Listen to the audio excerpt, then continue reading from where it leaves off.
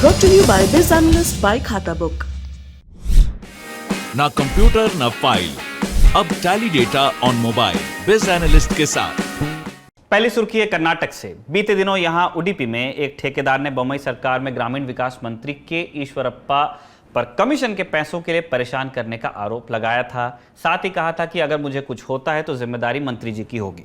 12 अप्रैल की सुबह उडुपी के एक होटल में इस ठेकेदार का शव मिला है। ठेकेदार का नाम है संतोष पाटिल। प्रारंभिक जांच के बाद पुलिस का कहना है कि संतोष ने खुदकुशी की है।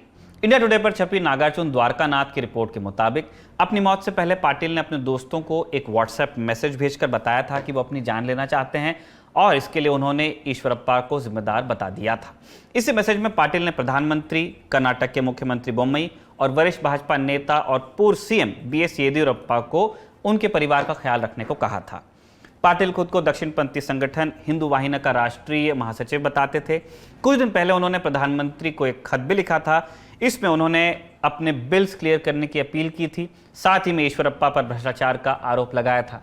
पाटिल ने आरोप लगाया था कि कर्नाटक में सरकारी अधिकारी भी 40% तक कमीशन मांग रहे थे और यह कहानी कई और ठेकेदारों के साथ भी घटी थी।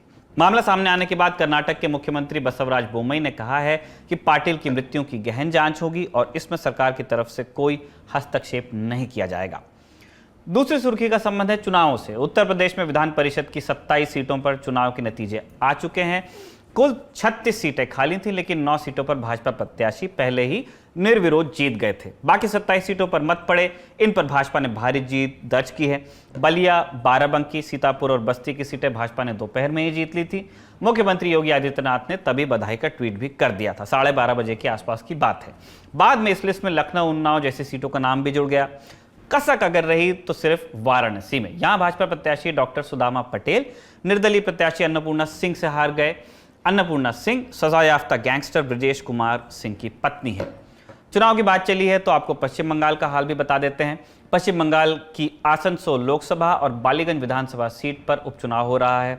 आसनसोल से भाजपा सांसद थे बाबुल सुप्रियो।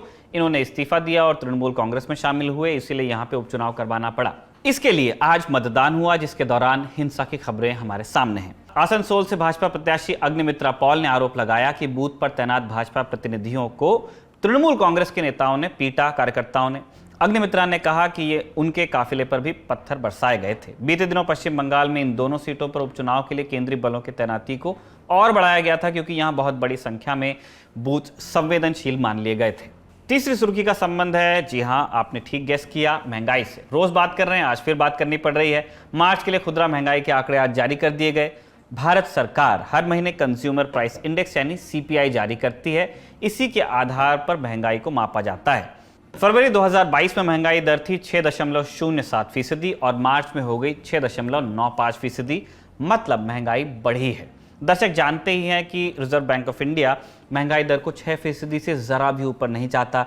बावजूद इसके लगातार तीसरे महीने 6% के ऊपर महंगाई दर रही है। राहत की बात बस ये रही कि औद्योगिक उत्पादन फरवरी 2021 की तुलना में 1.7% बढ़ा है।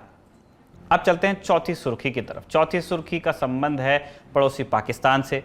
प्रधानमंत्री नरेंद्र मोदी ने पाकिस्तान के नए प्रधानमंत्री शहबाज शरीफ को बधाई दी थी। आज शरीफ ने प्रधानमंत्री का धन्यवाद किया और कहा कि पाकिस्तान भारत के साथ शांतिपूर्ण सहयोग की कामना रखता है। साथ में यह भी जोड़ा कि दोनों देशों के बीच जम्मू कश्मीर समेत दूसरे मुद्दों का निपटारा भी अनिवार्य है। पांचवी सुर्खी न्यूयॉर्क से है। यहाँ के ब्रुकलिन में गोलीबारी की घटना की जानकारी मिली है। शुरुआती खबरों के मुताबिक मास्क पहने एक शख्स ने भीड़ भाड़ के वक्त मेट्रो में स्मोक ग्रेनेड फेंके और फिर गोलियां चला दी। कम से कम 5 लोग घायल बताए जा रहे हैं। ज्यादा जानकारी का फिलहाल इंतजार है। आखिरी सुर्खी का संबंध है बिहार के मुख्यमंत्री नीतीश कुमार से। बीते दिनों बख्तियारपुर में एक युवक ने उन पर हमला किया था, कोशिश की थी, तब मुख्यमंत्री के अंगरक्षकों ने युवक को दबोच लिया था। आज मुख्यमंत्री के गृह जिले नालंदा में उनके मंच के बहुत करीब एक पटाखा दग गया। इस जगह से सीएम सिर्फ 20 फीट की दूरी पर बताए गए। नालंदा पुलिस ने इस मामले में एक शख्स को गिरफ्तार कर लिया है और जांच जारी है।